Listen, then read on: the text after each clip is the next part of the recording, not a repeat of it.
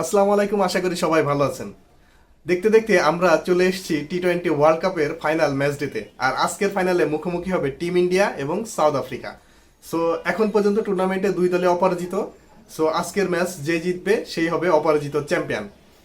So আজকের ম্যাচে কে জিতবে আপনার প্রেডিকশন জানিয়ে দিন কমেন্ট বক্সে। এখন আপনাদের একটা ছবি দেখাই, এই ছবিটা দেখুন। এই মানুষটাকে কি চিনতে পারছেন? ইনি হচ্ছে আইসিসির এলিট প্যানেলের একজন আম্পায়ার, যার নাম হচ্ছে রিচার্ড কিটেলব্রো।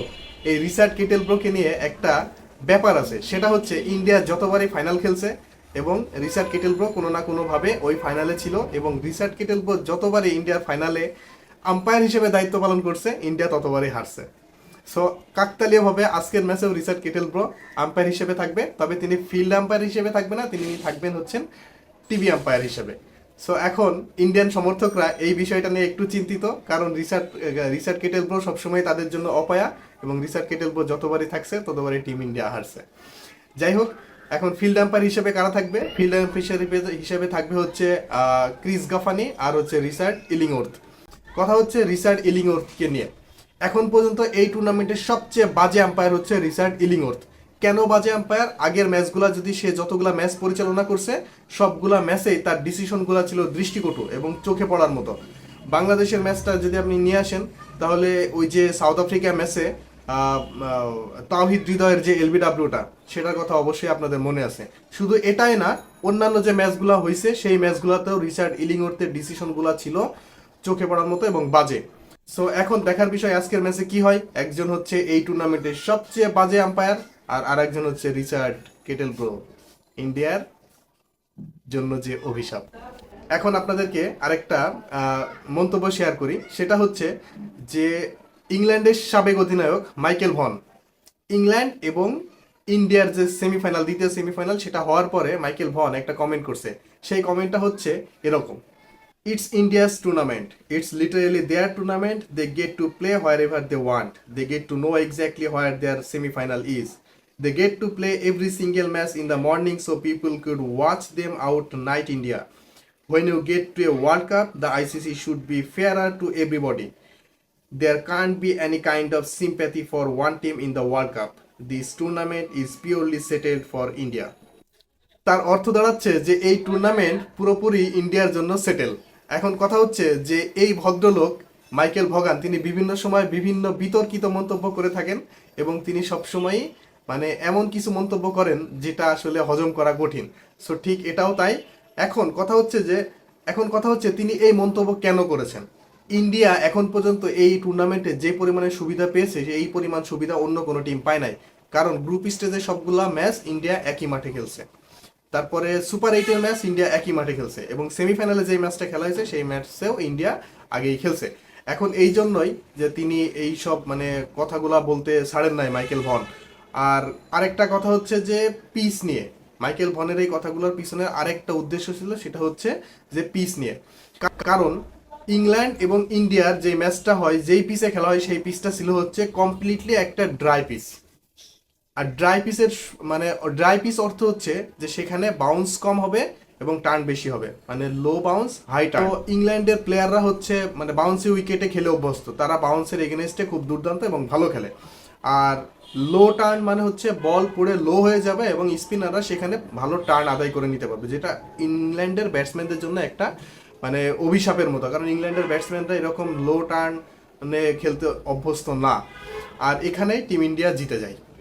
আর হচ্ছে আমরা ম্যাচের সময় যখন দেখছি আকসার প্যাটেল যখন বলে আসে, তখন তার প্রথম বলটা আকসার প্যাটেল এত বড় একটা হাইট, যার হাইটটা যথেষ্ট, সে এত উপর থেকে বল ফেলার পরেও বলটা পড়ে ছোট্ট একটা টার্ন নেয় এবং বলটা অনেক লো হয়ে যায়, যার কারণে ফিল্ড সল্ট সরাসরি বোল্ড হয়ে যায়। ঠিক একই রকম ঘটনা ঘটছিল আদিল রশিদ যখন রোহিত শর্মার এগেনস্টে বল করছিল। আদিল রশিদ যখন বল করে তখন রোহিত শর্মা যেই বলটাতে আউট হইলো, আদিল রশিদের লেগ স্পিনটা একটা ভালো মতো টার্ন নিল এবং বলটা লো হওয়ার কারণে রোহিত শর্মা বোল্ড হয়ে গেল।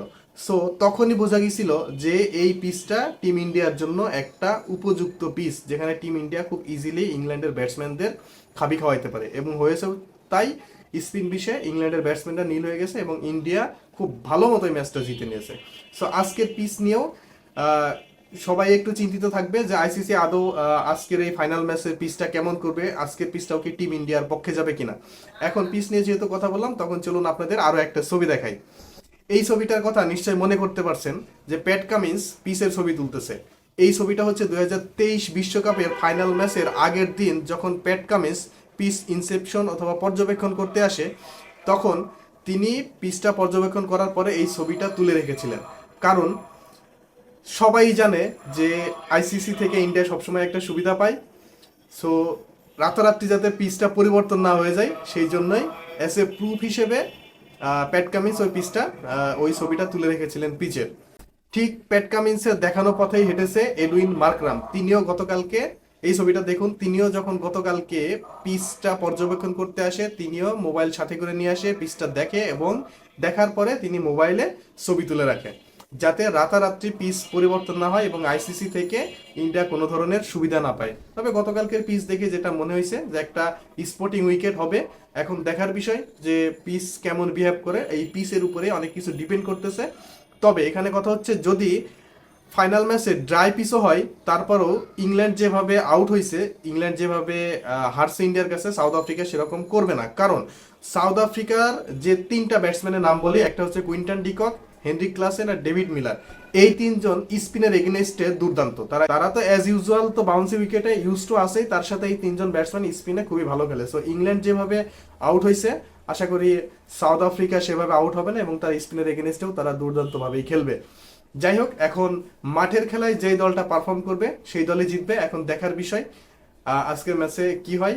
সো সবাই চাইবে যে সাউথ আফ্রিকা আজকের ম্যাচটা জিতে নিক, কারণ ইন্ডিয়া হেরে গেলে জিতে যায় ক্রিকেট। এটা একটা মিথ প্রচলিত আছে যে প্রায় 80% পিপল, মানে এক্সেপ্ট ইন্ডিয়া বাদে বাকি সবাই আজকে হচ্ছে সাউথ আফ্রিকা সাপোর্ট করবে। আমিও সাউথ আফ্রিকা সাপোর্ট করবো। আমিও চাই সাউথ আফ্রিকা প্রথমবারের মতো ফাইনালে উঠছে, তারাও একটা শিরোপা জিতুক। তবে আমার এটাও একটা এক্সপেকটেশন, মানে চাওয়া, যে রোহিত শর্মা অ্যাটলিস্ট একটা ফাইনাল জিতুক। এখন দেখার বিষয়, যেই জিতুক কোনো সমস্যা নেই। মাঠের খেলায় যে ভালো পারফর্ম করবে সেই আজকের ম্যাচটা জিতে নেবে।